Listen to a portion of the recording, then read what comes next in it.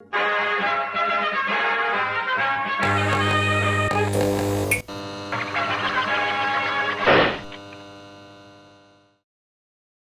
tout le monde connaît Charb, au moins un peu de réputation. Donc actuellement, il est le directeur de la rédaction de Charlie Hebdo. C'est un dessinateur lui-même qui dessine aussi par ailleurs. En ce moment, Charb est un peu à nouveau dans l'actualité, suite à une chanson de rappeur qui s'est montée autour du film La Marche, et où donc il y a un couplet où notamment il fait question d'un autodafé à l'encontre des chiens de Charlie. Donc Charlie Hebdo a voulu réagir dans un communiqué à ce couplet quand même qui, dans le contexte général des menaces de mort contre Charlie suite à la publication donc, des caricatures et autres interventions de Charlie par rapport à la religion en général. Actuellement il y a une polémique qui bat son plein dans la presse par rapport à la sortie du film et ce qu'a dit Charlie, et c'est interprété de différentes manières. Alors peut-être que Charles peut peut-être nous dire un peu comment il voit un peu les choses à ce niveau-là actuellement. Je ne sais pas si vous avez suivi, mais effectivement il y a un rap qui était censé être un rap de soutien au film La Marche. Donc c'est pas la bande originale du film comme ça a été dit dans un premier temps dans la presse, mais c'est la production du film a encouragé des rappeurs très connus comme Akhenaton, d'autres, Dizzy La Peste, etc. À faire un rap commun pour soutenir le film La Marche. Et à vrai dire, les paroles du rap sont assez... j'ai rien à redire sur la plupart des paroles, il n'y a pas de commentaire particulier à faire. Et ce qui était marquant, c'est qu'un des couplets concernait Charlie Hebdo. Il disait, le rappeur en question disait « Je réclame un autodafé pour ces chiens de Charlie Hebdo ». Et ça, en soutien à une marche... Alors donc, les attaques dont sont... Enfin, on a l'habitude d'être attaqué à Charlie Hebdo, y compris par des rappeurs. Il y a d'autres raps qui circulent contre Charlie Hebdo ou qui mettent en cause Charlie Hebdo suite aux positions laïques de Charlie Hebdo, ou en tout cas anti-islamistes radicales de Charlie Hebdo, et qui sont pris pour des attaques donc racistes. Et ce rappeur qui signe Necfeu donc a pu faire passer ces quelques couplets dans une chanson en soutien à un film antiraciste, laïque. Enfin, la marche de 83, c'était des revendications qui n'avaient absolument rien à voir avec la religion. Donc cette fois-ci, on a décidé de réagir. D'habitude, on ne réagit pas, effectivement, on s'en fout un peu. Et donc on a envoyé un communiqué de presse et ça a fait boule de neige. Tout le monde s'est un peu emparé du sujet, notamment sur le net. Il y a eu une grosse polémique. Et les arguments contre Charlie étaient les suivants, c'est-à-dire qu'on est un journal nous-mêmes satirique, pourquoi on n'accepte pas la satire quand elle vient de quelqu'un d'autre? Et effectivement, comme d'habitude on ne réagit pas, là ce qui nous a fait réagir, c'est le décalage qu'il existe entre des jeunes rappeurs qui se font une idée assez particulière de l'antiracisme et un film. Bon, j'ai pas vu le film, mais j'ai vu la bande-annonce et je connais la marche de 83. J'arrive à replacer dans le contexte et je sais ce que ça racontait. Il n'y a plus aucune concordance entre l'illustration du film et le film lui-même, entre l'esprit de 83 et l'esprit d'aujourd'hui. J'ai l'impression que l'antiracisme aujourd'hui est devenu un pro-islamisme dans une certaine mesure. Puisque la critique de la religion est confondue avec du racisme. Charlie Hebdo, qui s'est toujours battu pour la régularisation de tous les sans-papiers, qui s'est toujours battu pour le droit de vote des immigrés, etc., devient d'un seul coup, dans la bouche de certains jeunes, le mec qui doit avoir 24 ans, un journal raciste. Et là, bon, pour une fois, on a donc réagi et on a dit qu'on était un peu énervé de ce genre de propos. Et ce qui est amusant, c'est que la réaction en face, c'est mais Charlie Hebdo, qui est pour la liberté d'expression, veut donc contrer la liberté d'expression, empêcher la liberté d'expression. Or, par ailleurs, tous les journalistes nous ont appelés en disant vous portez plainte, vous portez plainte, vous portez plainte. Et non, on ne porte pas plainte. Effectivement, c'est dans le cadre d'un rap. Il y a des romans bien plus violents que ce rap-là, et on va dire que c'est une expression artistique, donc on ne porte pas plainte. Mais ce qui est amusant, c'est que plein de gens ont dit « mais vous limitez la liberté d'expression, vu que vous critiquez le rap, Or, non, on y participe à la liberté d'expression puisqu'on critique, enfin, on répond à une critique. Donc on continue à alimenter cette liberté d'expression. Et quand Charlie Hebdo est attaqué parce qu'il a fait une telle une sur le Coran ou Mahomet ou je ne sais quoi, on accepte les critiques, on accepte le débat, on accepte énormément de choses. La seule chose qu'on n'accepte pas, et c'est l'extrême limite, c'est la violence, enfin c'est les actes violents contre Charlie Hebdo et les menaces de mort. Puisque les menaces de mort, même si certains rappeurs nous disent que c'est du second degré, après coup ils nous disent que c'est du second degré, on a reçu exactement les mêmes, formulées de la même manière, de la part d'Al-Qaïda. Et donc là, c'est pas une blague, c'est pas du second degré. Et voilà quoi. Donc si c'est de l'humour de la part des rappeurs, ça serait bien qu'il y ait un petit décalage entre l'humour des rappeurs et le ton d'Al-Qaïda, qu'on ne confonde pas les deux, quoi. Voilà, c'est tout. Ouais. Et donc tu disais tout à l'heure que donc, dans le numéro qui va sortir... Oui, bah, le prochain numéro, on va répondre de manière humoristique à ces rappeurs. Enfin, pas simplement de manière humoristique. J'ai fait une espèce de faux rap pour répondre, qui est aussi grotesque que le rap qui nous attaque. Mais il y a Zineb, qui est journaliste, qui est marocaine surtout, mais, enfin elle est franco-marocaine, mais elle a surtout vécu au Maroc, et qui, elle, répertorie un peu tous les rappeurs qui sont attaqués dans le Maghreb pour leurs propos anti-religieux, pour leurs propos voilà, dérangeants, enfin, et des gens qui risquent vraiment quelque chose. C'est-à-dire ils risquent la prison, ils risquent la mort, pour certains d'entre eux, puisque les fatwas, il n'y a pas qu'en France que ça existe.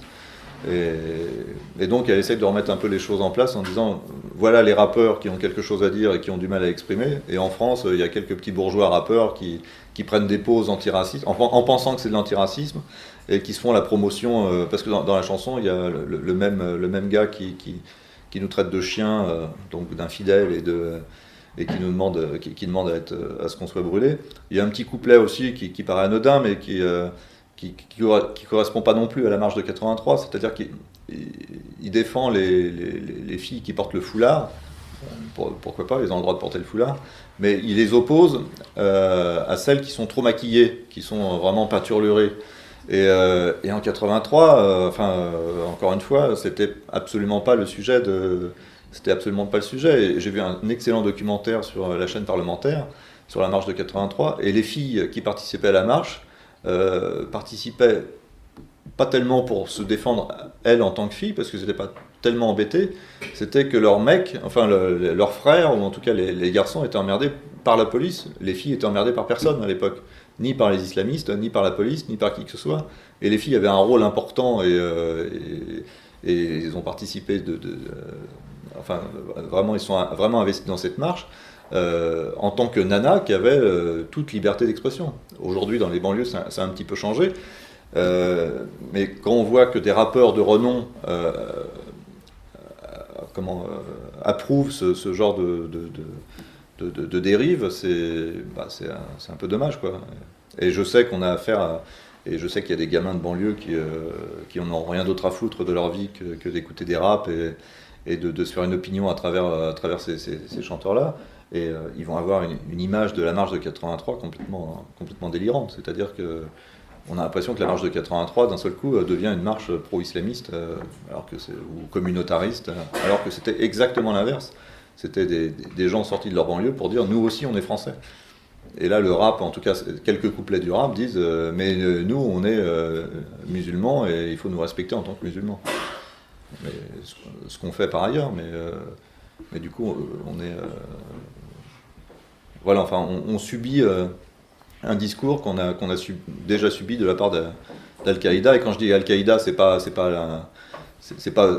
simplement pour dire islamiste, pour trouver un nom sympa à islamiste, c'est que vraiment Al-Qaïda, le journal d'Al-Qaïda qui s'appelle Inspire, qui est publié en langue anglaise à destination des militants en Occident, réclame ma tête. Enfin, je suis condamné à mort par Al-Qaïda. C'est pas juste une blague de rappeur, quoi.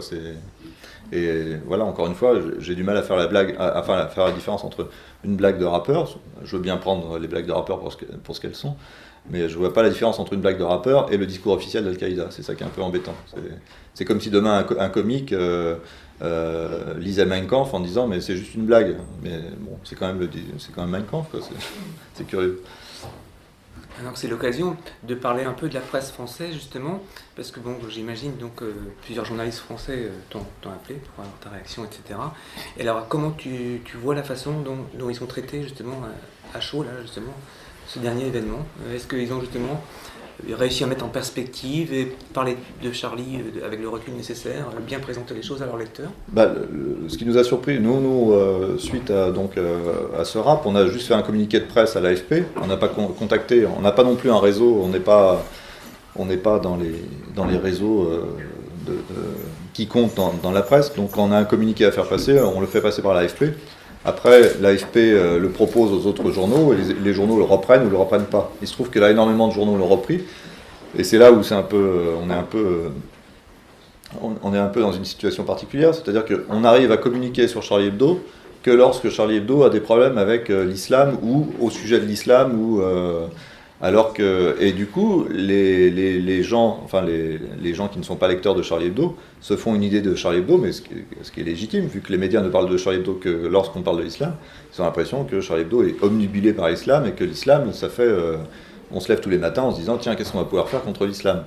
Or, on traite l'islam comme on traite plein d'autres sujets, et j'ai dû affronter des critiques d'autres journalistes en disant mais pourquoi, par exemple, je sais pas, moi, il y a des choses plus importantes que l'islam, et je suis d'accord avec ça, c'est pas le problème principal en France, mais pourquoi vous parlez pas de l'économie, par exemple, pourquoi vous parlez pas de la situation de la Grèce ?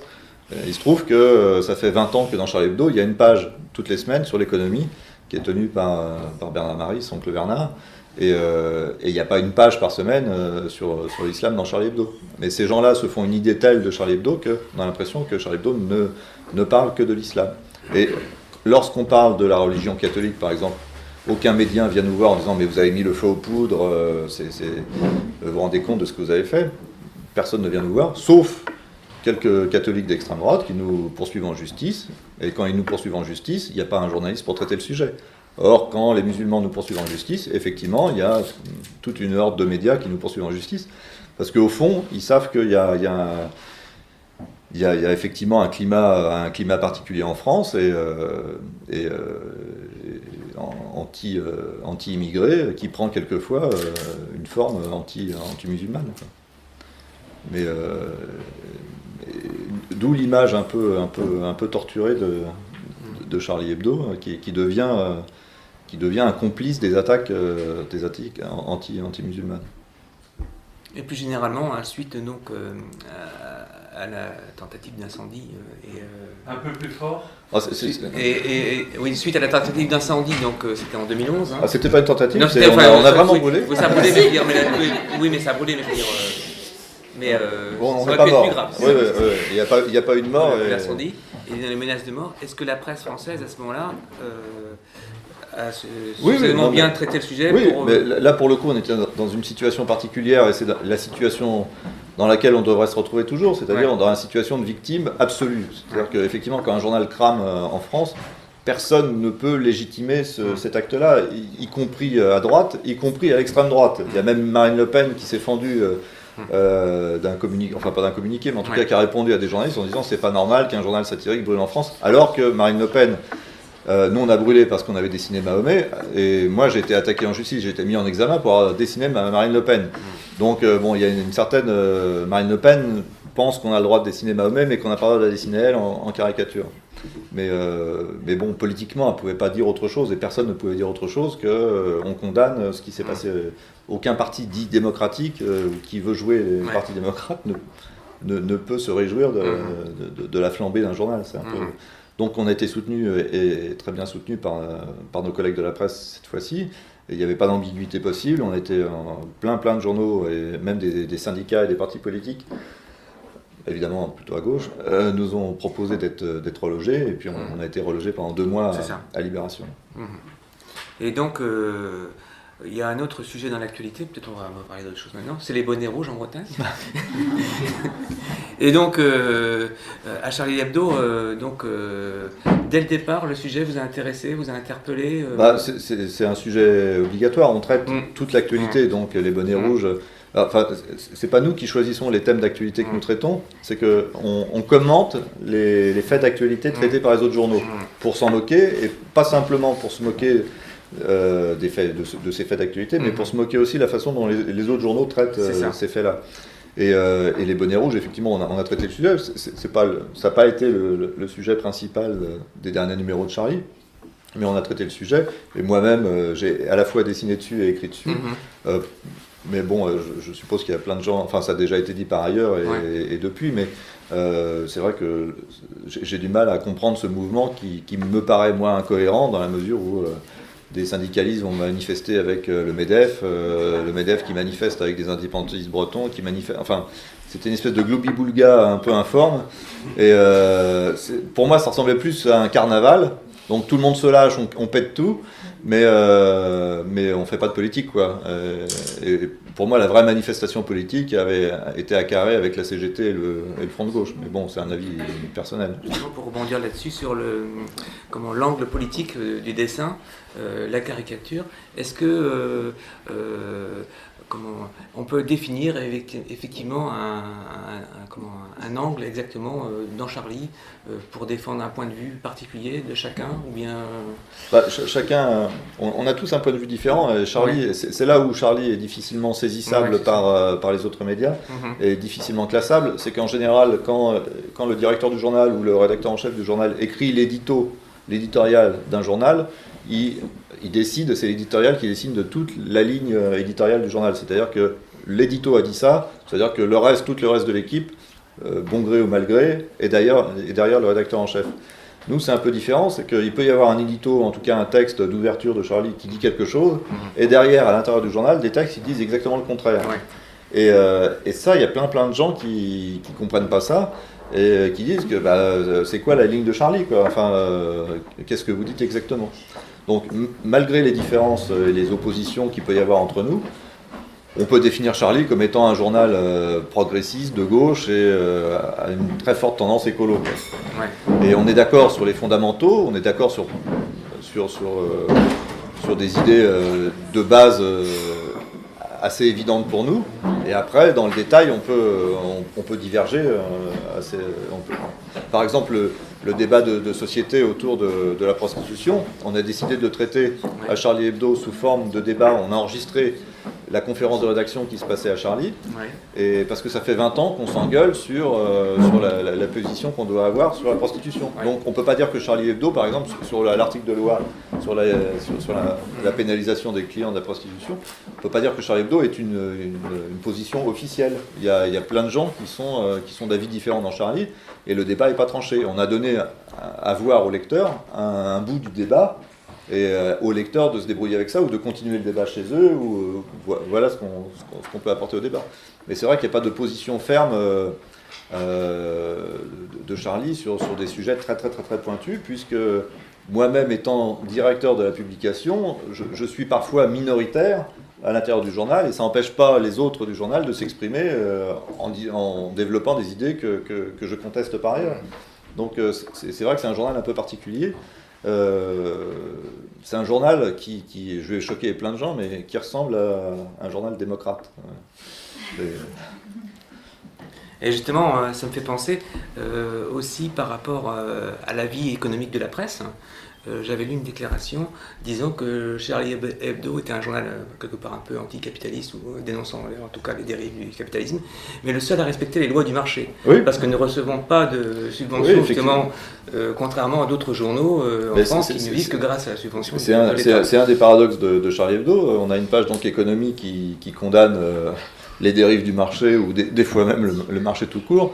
Et à la fois, Charlie Hebdo respecte le marché, puisque on ne gagne de l'argent qu'en fonction de ce qu'on vend. Les seules rentrées qu'on a, c'est la rentrée, enfin les seules rentrées financières qu'on a viennent des lecteurs. Si on a des lecteurs, on gagne notre vie et on arrive à faire tourner la baraque. Si on n'a pas de lecteurs, on meurt. Alors que la plupart des autres journaux, s'ils n'avaient pas les subventions d'État d'une part, plus les subventions des actionnaires d'autre part, ils seraient morts. 90% de la presse aujourd'hui devrait, si elle respectait les règles du marché, devrait être morte. C'est-à-dire Libération est un journal mort, l'Humanité, là, c'est un journal mort, Le Figaro est mort, Le Parisien est mort, Le Monde est mort, le Journal du Dimanche est mort. Enfin, tous les grands journaux qu'on connaît et que vous pouvez lire par ailleurs sont des journaux qui sont à la fois subventionnés par l'État et à la fois subventionnés par des gros actionnaires. Et Charlie Hebdo, comme le Canard enchaîné, mais qui vit qui vit autre chose, puisqu'il a des ventes largement plus importantes que Charlie Hebdo et qui est implanté depuis largement plus longtemps que Charlie Hebdo, nous ne vivons que parce qu'on a des lecteurs. Et la plupart, enfin, c'est là où ça devient un peu embêtant pour la presse française, c'est que y a plein de journaux papier qui sont quasiment distribués gratuitement, et c'est la publicité qui paye la distribution gratuite. Donc la plupart des journaux aujourd'hui en France sont des journaux gratuits. On n'attend pas du lecteur qui renfloue les journaux, parce que même si le lecteur payait même un peu plus cher son journal, c'est pas ça qui le ferait vivre. C'est la publicité qui le fait vivre, et c'est les actionnaires qui rajoutent au pot régulièrement.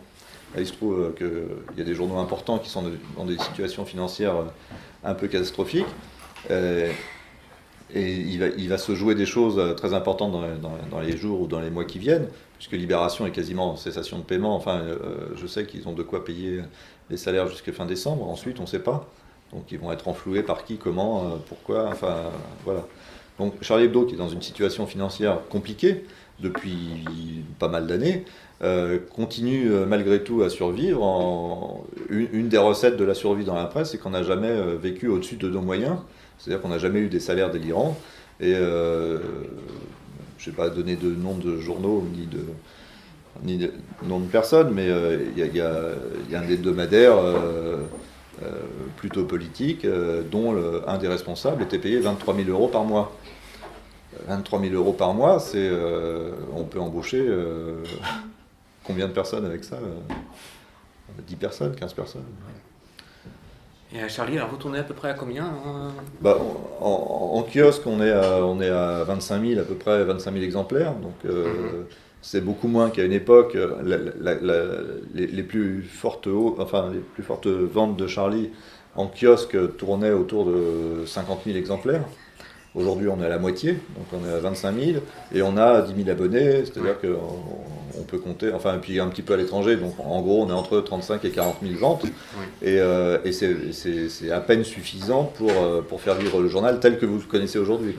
Évidemment, la situation financière se dégraderait encore, qu'on s'adapterait, c'est-à-dire qu'en général, dans ces cas-là, c'est que chez nous, ce sont les plus gros salaires qui baissent leur salaire. Et bon, voilà, c'est le seul remède qu'on a. Et l'équipe, alors vous êtes à peu près combien là pour... On est entre 20 et 30 participants à Charlie. En tout cas, il y a 20 et 30 feuilles de paye à la fin du mois, mais dans ces feuilles de paye, il y a des pigistes. C'est ça. Donc il y a des gens qui ne sont pas à plein temps. Et au départ, on ne voulait absolument pas avoir recours à ce système-là. Pour nous, le système des pigistes, c'est horrible pour ceux qui le vivent, c'est-à-dire que c'est une précarité, on entretient la précarité comme ça, et on a été obligé de recourir à la pige, parce que c'était une condition de survie aussi de En même temps, plusieurs dessinateurs travaillent pour d'autres...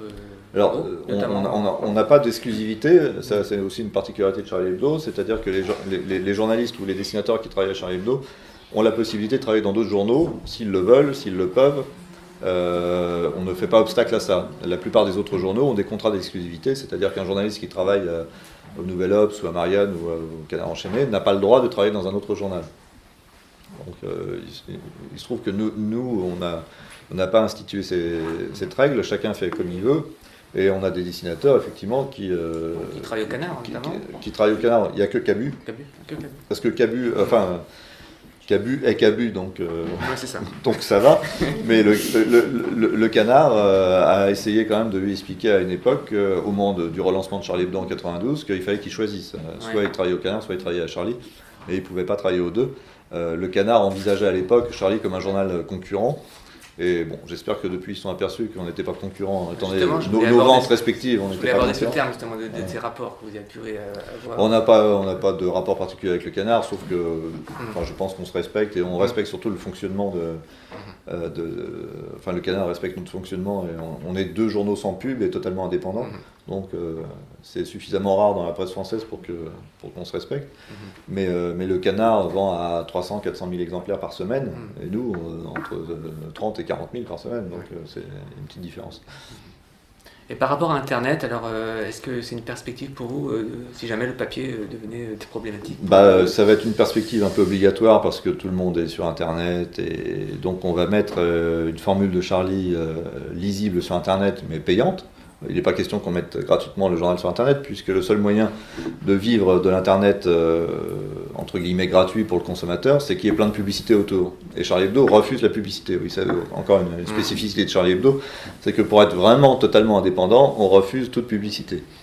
Et donc on va être sur Internet, on pourra acheter Charlie Hebdo sur Internet, mais on sait que les ventes qui vont se réaliser sur Internet, et il y en aura, ne couvriront pas la baisse de vente qui se passe en kiosque, et qui est une baisse de vente aussi qui est due simplement bêtement à la fermeture. Enfin, je suppose que vous le vivez aussi dramatiquement ici dans les campagnes, c'est-à-dire qu'il y a de moins en moins de points de vente de journaux et certaines personnes doivent faire 5, 10, 20 km pour trouver un journal tous les jours. Pour trouver leur Charlie.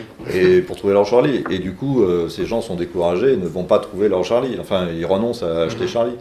Donc ces personnes-là auront la possibilité de s'abonner par Internet. Mais on sait bien que ça ne couvrira pas tous les lecteurs qu'on a perdus au cours de ces 20 dernières années. On a, en 20 ans, il y a plus de 15 000 kiosques, enfin de 15 000 points de vente qui ont fermé en France. Et moi qui vis à Paris et dans le centre de Paris, pour trouver un journal, ça devient compliqué. Donc j'imagine ce que vous vivez à la campagne. Moi j'ai l'habitude d'aller... Je connais bien plutôt le Finistère Nord et c'est impossible de trouver un journal. Enfin, c'est impossible de trouver un journal. Quelqu'un qui a pas un moyen de locomotion facile et qui oublie d'acheter le journal, il ne va pas y retourner. C'est pas possible. Il peut pas. À une époque, on pouvait sortir de chez soi et acheter le journal et puis rentrer chez soi et en profiter. Aujourd'hui, c'est pas possible. Il faut programmer sa sortie pour aller acheter le journal, ce qui est évidemment impossible. Et donc je suis assez pessimiste sur l'avenir de la presse papier en France. Il y a toujours des gens qui sont volontaires pour faire de la presse papier, il y a toujours des gens pour lire cette presse papier. Le problème, c'est que s'il n'y a plus de points de vente, s'il n'y a plus de système de distribution valable, je ne sais pas comment on va pouvoir s'en sortir. Donc la seule alternative éventuellement, ce serait de trouver de nouveaux points de vente ou de nouveaux points de distribution. Et ça serait...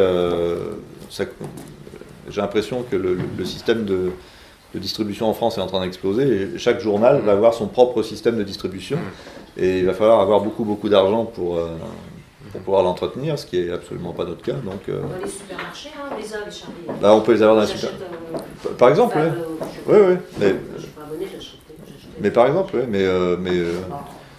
Mais moi, je vois, quand je vais passer mes vacances à Nil-Dut, Finistère Nord, s'il n'y a pas une voiture, ou alors il faut que je pédale très longtemps pour trouver le premier Charlie à 10 km. Quoi. Pour en finir avec Internet, alors justement, il y a quelques années, on ne pariait pas vraiment très cher sur le Mediapart, qui est une réussite économique. Donc ça sera un peu le modèle Oui, le modèle de presse sur Internet qui nous ressemble le plus, c'est Mediapart, parce qu'il n'y a pas de publicité et l'abonnement est payant. Ouais, et là, ils ont réussi à... Ils ont réussi, alors... Avec des lourds investissements au départ. Je ne sais pas si... Je sais pas si leur réussite est aussi fabuleuse que ça. Je sais que... En nombre d'abonnés en tout cas.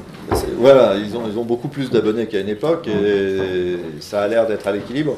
Après, moi je me fais engueuler, les chiffres que je vous ai donnés sur Charlie Hebdo, une partie de l'équipe de Charlie Hebdo me reproche de les donner puisque ce sont les vrais chiffres. Ouais. Et les autres journaux, sachez que quand un autre journal communique sur ces chiffres, il ne donne jamais les vrais chiffres. L'astuce étant de dire, enfin la réflexion étant de se dire, et si je donne des chiffres beaucoup plus élevés, enfin en tout cas un peu plus élevés que les chiffres réels, ça va encourager le lecteur, ça veut dire qu'on n'est pas un journal, ça va, on est en bonne forme, on peut nous acheter, on est en pleine santé. Donc tous les journaux ont tendance à majorer leur chiffre de vente des fois de 30 ou 40%, et mais sauf que nous, je vois pas l'intérêt de mentir au lecteur. D'une part, on respecte suffisamment le lecteur pour pas lui mentir. Et d'autre part, n'ayant pas de publicité à l'intérieur de Charlie Hebdo, le prix de la publicité dans un journal varie en fonction du chiffre de vente. Si vous vendez 10 000 exemplaires, la publicité Vuitton sera payée moins cher que dans un journal qui vend 500 000 exemplaires. Donc tout le monde a intérêt à à exagérer les chiffres de vente pour faire grimper le prix de la pub. Nous, on n'a pas ce souci-là, donc il se trouve qu'on donne les vrais chiffres. Et de temps en temps, les copains me disent mais tout le monde triche, pourquoi nous on tricherait pas aussi, quoi. Ben, on triche pas parce qu'on est Charlie Hebdo, quoi. Alors, pour revenir un peu à l'équilibre aussi économique et puis les enjeux de la presse, j'ai lu aussi une de tes déclarations où tu disais que les journalistes ne faisaient pas vraiment leur travail en France, ne disaient pas tout ce qu'ils pourraient dire. Ils disaient Oui. Ils disaient même 5% de ce qu'ils savaient.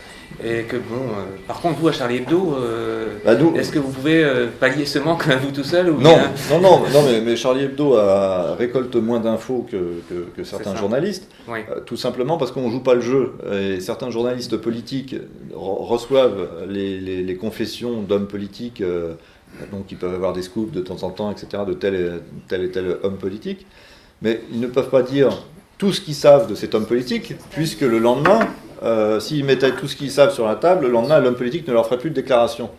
Donc ils sont obligés de négocier et sur 100 infos qu'ils apprennent sur ce politique, ils vont en donner 30, 20, 10%. Et voilà, nous, on se promet de dire toute la vérité, sauf que comme on sait que Charlie Hebdo ne joue pas le jeu, ne joue pas ce jeu-là, eh ben, les politiques qu'on rencontre, ils nous disent rien, quoi, grosso modo. Et moi, à titre personnel, je suis plutôt tenté de ne pas les rencontrer. Quel est l'intérêt de collecter des informations dont ils ne font pas usage dans les journaux ? Pour pouvoir entretenir quelqu'un qui balance à la presse, il faut qu'il puisse continuer à balancer à la presse. Si le journaliste donne des informations que la personne qu'il a en face de lui n'a pas envie de donner, eh ben, il va se couper d'une source d'information. Et du coup, c'est pour ça que les politiques précisent en général aux journalistes avec qui ils boivent un coup, ce que je te dis là, c'est du off, hein, tu ne reproduis pas. Bon, ça peut t'aider à gamberger, mais surtout, tu ne le dis pas. En revanche, tu peux dire que Hollande est méchant. Ça, je peux te le dire. Mais dire que j'ai tapé dans la caisse, dire que ça, vaut mieux pas que tu le dises, tu vois. Et certains journalistes, effectivement, surtout les journalistes politiques, jouent le jeu.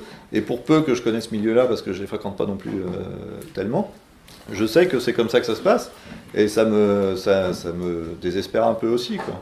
Et quand je vois aussi des éditorialistes, il m'arrive de participer à des débats éditorialistes. Donc il y a ceux qui représentent plutôt la gauche, ceux qui représentent plutôt la droite.